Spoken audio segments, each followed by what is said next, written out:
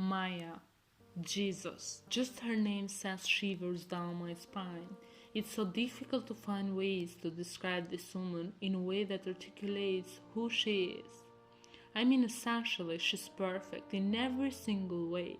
She's my partner in crime, the light of my life, and all other completely cheesy things I could call her. Maya is completely, totally, in every sense, my everything. I mean, being married is very serious commitment, wouldn't you say? I've always told her, till death do us part, and then some. And I've meant that, always have, always will. So in that context, when her accident happened, I thought that this would be nothing for us. We'd survive 11 years of a married life, and by then a little accident wasn't going to stop Maya and I. Of course she had to stay at the hospital for a little while, and there was about a week when I couldn't see her, but eventually I brought her home. The plan I had in my head was to try to get everything back to normal. We were going to follow a routine to get me and Maya back on track.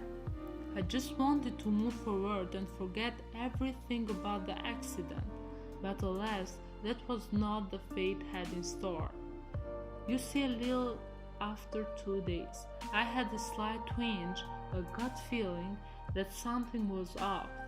At first, I couldn't put my finger on it, but once I figured it out, it hit me like a train. Maya, my Maya, had brown eyes, but suddenly her dark eyes had turned an icy cold blue. I wanted to think it was fake, a joke, so I approached her with my discovery. Maya, I asked softly. Yes, Cameron? She didn't look at me, which struck me as odd but not unusual. I made a mental note. Are you wearing contacts? What? My wife stammered. Your eyes are brown, Maya, not blue. Cameron, I think you need to lay down. She chuckled nervously. My eyes have always been blue. No, I thought sternly, no, they have not. But what else could I do? Arguing nothing good. I mean, okay, love, if you're sure. I responded and left it at that. Ever since that day, I started noticing other things, everything. The different tint of brown in her hair, Maya's responses to food that I thought were her favorite. I could swear she ever so slightly shorter than I once thought she was, and her fingers are a little too thin, and most important to me, her eyes seem to be swollen, along with the entirely wrong fucking color. It's wrong, she's not Maya. There's a couple of other, not so little things though, I thought I could share, that would solidify my case. In the morning, if I woke up early enough, I can hear Maya softly sobbing in the kitchen. And when she's alone or thinks she's alone, she starts scratching the walls. It's either that or she tries to open things like drawers, cabinets. She's gotten into 3 drawers so far, just to find them empty. She then loses it, screaming and crying. After things like that, we have talks. It is so difficult with things like this. I tried to help Maya just after our incident. I tried to be patient with everything going on in Maya's life. I tried to get us back on routine too, but it didn't work. She didn't want it to work. Yes, I could overlook her different colored eyes, her fucking annoying tantrums of scratching and screaming. I could ignore everything, but one night everything reached a crescendo. Listen, I've tried to ignore her tantrums. Really I have.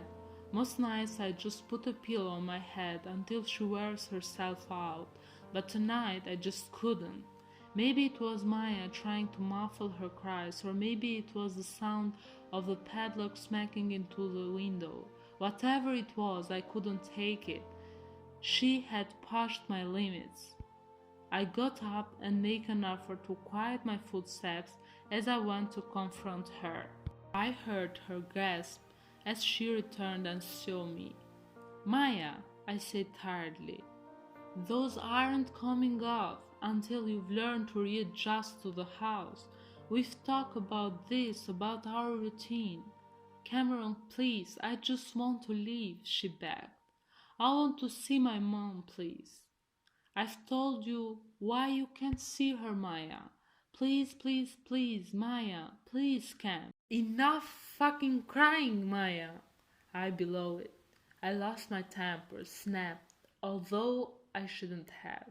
I regretted my actions immediately, but it was too late. She flinched away from me and tried to shrink into the door, shaking.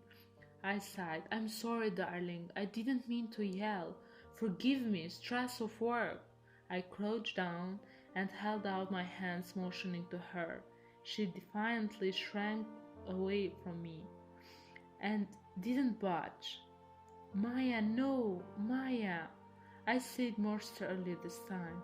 "That's not my fucking name." The hall echoed with her cry. At the time, it took everything in my power to be the best husband I could be, to not lash out and be reasonable. "Do you really want to start that? Do you remember what happened last time?" And just as quickly as she had started, she stopped. Maya was still, then slowly crawled over to me. I gently wrapped my arms around her. "It's gonna be okay, I promise. You'll adjust to this place to me. In the meantime, let's compromise, okay?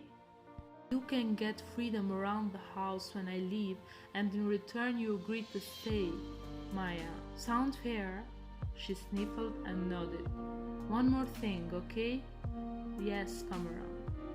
I held on to her a little tighter. "Don't ever fucking disobey me again, or you'll just find yourself getting more than a scolding."